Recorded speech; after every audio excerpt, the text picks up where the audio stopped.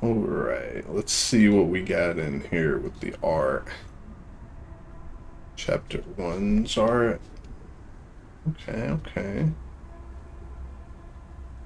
Gotta flip through this and check this out real quick.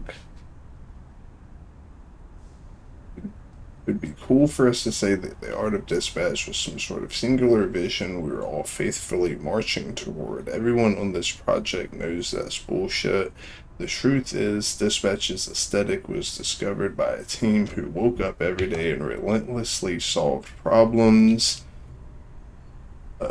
Sorry. There were days when we'd struggle to make a location feel more specific or give a character the right vibe. There were days when we'd fight through the boredom of designing napkins. There were days when we'd question our life choices after debating the amount of pubic hair a monster should have.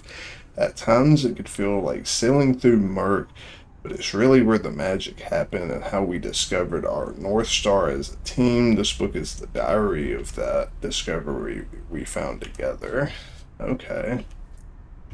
We talked a lot about Western anime style for Dispatch, combining grounded, realistic character performances with elements of anime visuals. This shot was a perfect opportunity to take two of our main characters who are getting to know each other during a drunken, naturalistic conversation in a bar and pluck them out into the sky, revealing the skyline of downtown Los Angeles in a style reminiscent of Neo Tokyo from Akira.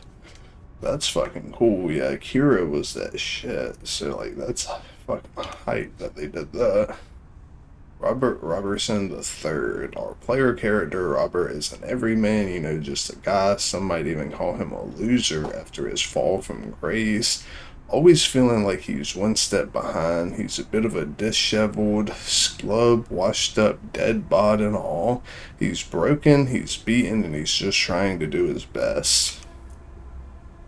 Okay, the puck missing from Robert's ear feels iconic now, but we explored a lot of more prominent and gnarly scar placements early on. Ultimately, we felt these scars were a bit harsh and too blunt in conveying his troubled past.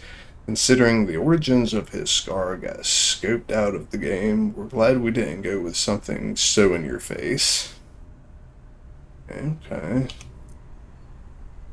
Mecha Man. Well, for the crash, Robert's family heirloom, the Mecha Man suit. Robert dreams of carrying on its legacy, but the mech suit is a scientific and mechanical marvel that goes beyond his capabilities to rebuild after it is destroyed. Maybe one day. Okay. See all the different designs that they had for the Mecha Man suit.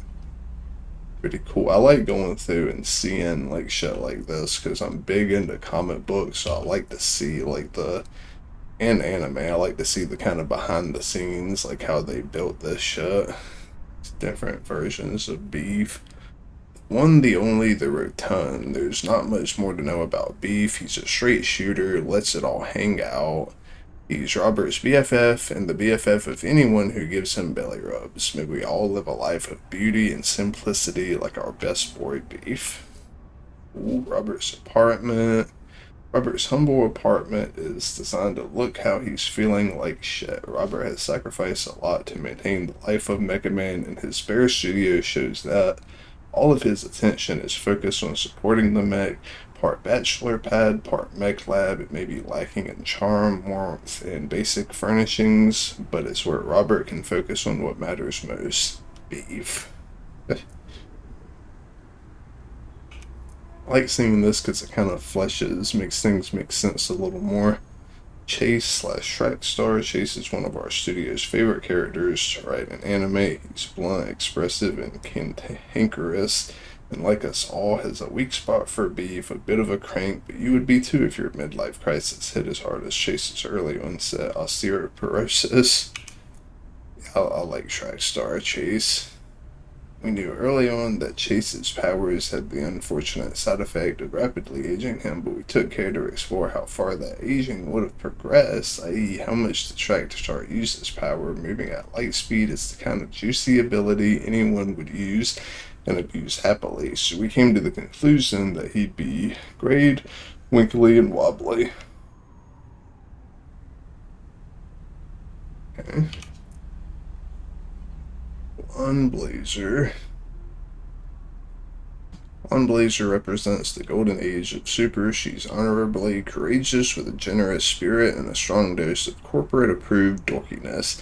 An old soul looking to keep the business of heroism feeling fresh and personal. Visually, we continually push her super persona further and further towards something that felt classic, clean lines, bold colors, obvious strength, and a dash of mystery and flair. Yeah, that definitely comes across, right? For sure with our Visibitch and slash Invisigal. See, they went through a bunch of different versions of her. We when we began to build out Invisigal, the piece on the far left was the first concept drawn. We then went on a long journey of tweaking Fizzy's character, her clothes, her tattoos and piercings, her powers, her attitude, only to realize we still like the original idea best. Classic game development. Yeah, that usually is how it goes for sure.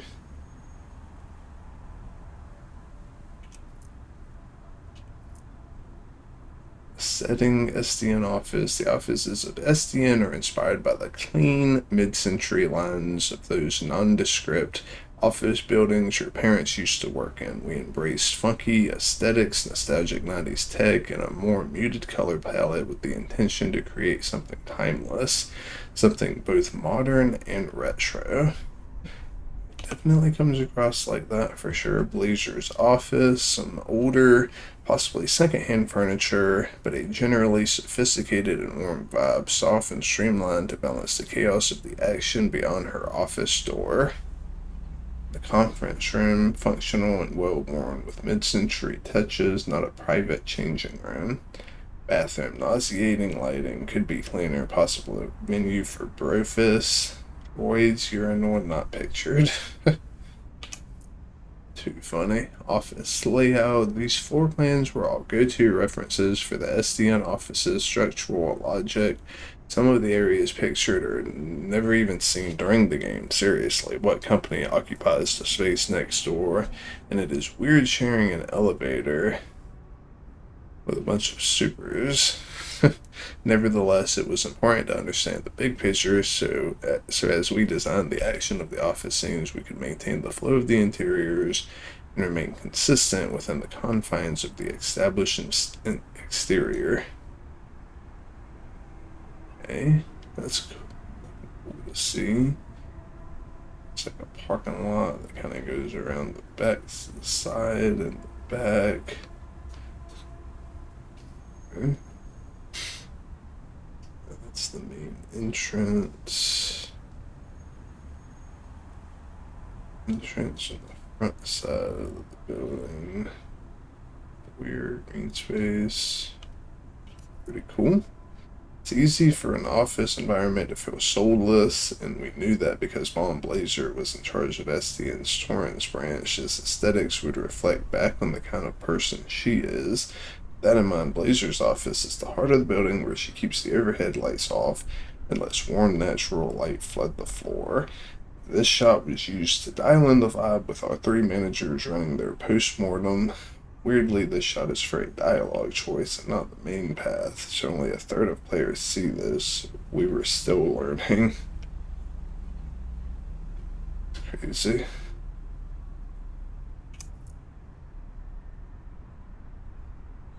Bunch of little art pieces of the first episode. Cool, pretty cool.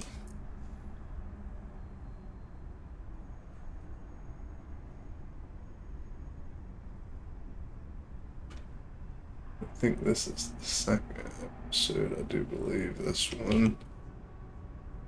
Okay, so yeah, that's, episode 2, color key. Yeah, it's a lot more bright and vivid. Yeah, so yeah, that's the first chapter of The Art of Dispatch. Pretty cool, I think. Yeah, stay tuned for the second, third, and fourth, I do believe. Yeah, there's 4 once you complete, like, the final ones. So yeah, that's cool, man.